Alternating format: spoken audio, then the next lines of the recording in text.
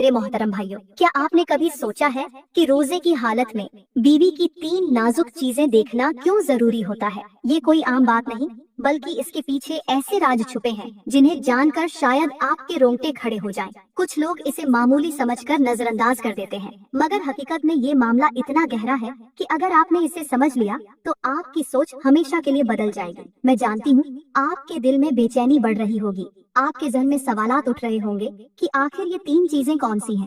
क्या इनका देखना रोजे पर असरअंदाज होता है?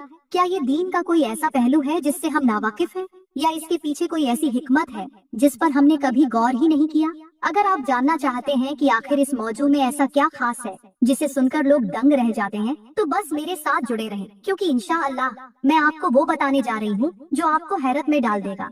मेरे मोहतरम भाइयों, रमजान सिर्फ एक महीना नहीं बल्कि एक मौका है, एक दावत है, एक ऐसी रातों की रोशनी है जिसमें किस्मतें बदली जाती हैं। मगर अफसोस, हम में से कितने ही लोग इस महीने को गुजार तो देते हैं मगर इसकी असल हकीकत को समझ ही नहीं पाते। हमने रमजान को सिर्फ सहरी, इफ्तारी, तरावीह और रस्मी इबादत तक महदूद कर दिया है, हालांकि ये महीना वो है जिसमें अल्लाह इंसान को खुद उसकी हकीकत से रोशनास कराता है। मेरे नबी ने फरमाया, बाज रोजेदारों के नसीब में सिवाय भूख और प्यास के कुछ नहीं होता।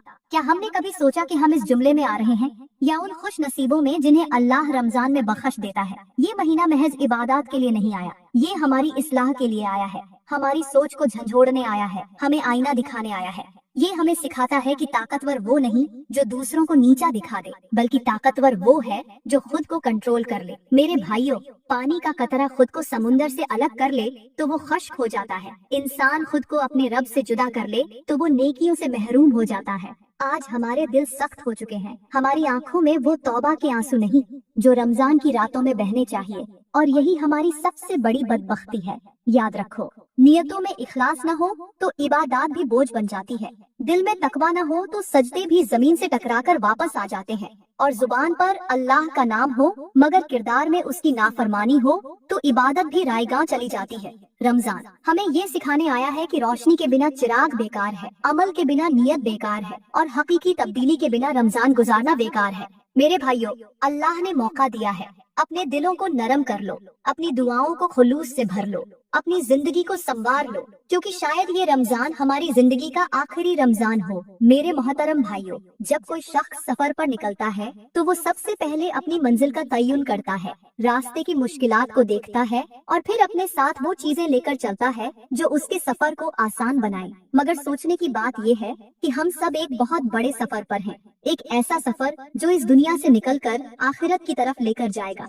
लेकिन अफसोस, हमने अपनी मंजिल को भुला दिया, अपने रास्ते को नजरअंदाज कर दिया और वो ज्यादा राह ही इकट्ठा न किया जो हमें इस सफर में बचा सके। मेरे भाइयों, इंसान वो नहीं जो अपनी सूरत से पहचाना जाए, बल्कि असल इंसान वो है जो अपने किरदार से पहचाना जाए।